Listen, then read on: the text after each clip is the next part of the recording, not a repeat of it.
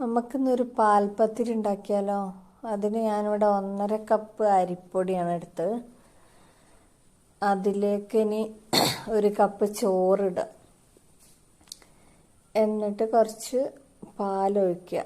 പാലൊഴിക്കുമ്പോൾ ശ്രദ്ധിക്കേണ്ട, അധികമായി പോരുത്. നമ്മൾ പുട്ടിപ്പൊടിക്കൊക്കെ നനയ്ക്കൂലേ, അതേപോലെ ആക്കിയെടുക്കുക. കുറച്ച് ഉപ്പ് ഇടുക. എന്നിട്ടത് ഒന്ന് മിക്സ് ചെയ്യുക. ഈ പുട്ടുപൊടിൻ്റെ ആ ഒരു പരുവത്തിലേക്ക് മിക്സ് ചെയ്തിട്ട് നമ്മളെ മിക്സിൻ്റെ ചെറിയ ജാറെടുക്കുക.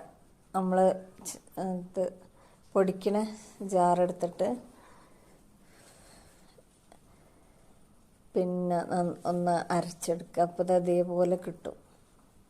എന്നിട്ട് കയ്യിൽ കുറച്ച് വെളിച്ചെണ്ണ, എണ്ണ എന്തെങ്കിലും ആക്കിയിട്ട് പിന്നെ ബോൾ ചെയ്ത് പ്രസ്സിൽ പരത്തുക.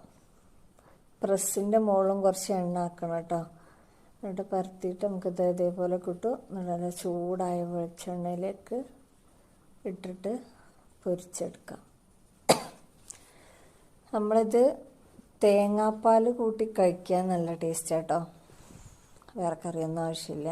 അല്ലാന്നുണ്ടെങ്കിൽ കറീൻ്റെ കൂടെയും ടേസ്റ്റാണ്. ഒരു ഡിഫറെൻറ്റ് ടേസ്റ്റ്. എന്നും പത്തിരിയൊക്കെ ആകുമ്പോൾ അതിന് ഒന്ന് മാറ്റി പിടിക്കാമെന്ന് തോന്നുകയാണെങ്കിലും ചെയ്ത് നോക്കാം.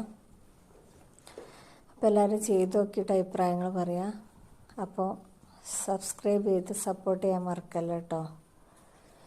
ഇനിയൊരു പുതിയ സിമ്പിൾ റെസിപ്പി ആയിട്ട് വീണ്ടും കാണാം. അപ്പോൾ ശരി, ഓക്കെ, ബൈ ബൈ.